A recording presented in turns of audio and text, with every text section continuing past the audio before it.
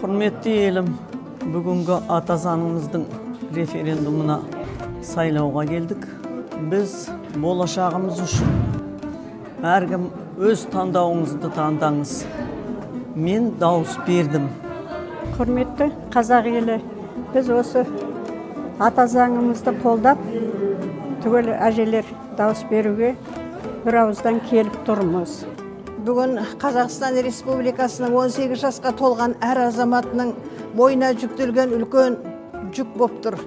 Бұл ата заңымыздың жаңадан 84%-ға өзгеріп, әрбір баптардың өзі біздің болашағымызға, отбасы құндылықтарымызға және адами капиталға, инвестицияға байланысты болып тұрғандықтан біз өз дауысымызды бердік, ғасыр әже тобы.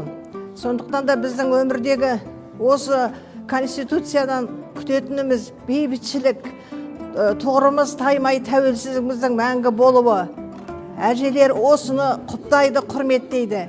Бір ауыздан әжелеріміз өз тілегін айтады.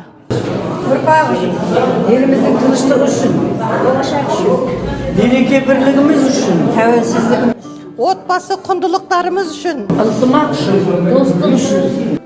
Конституцияға дауыс береміз.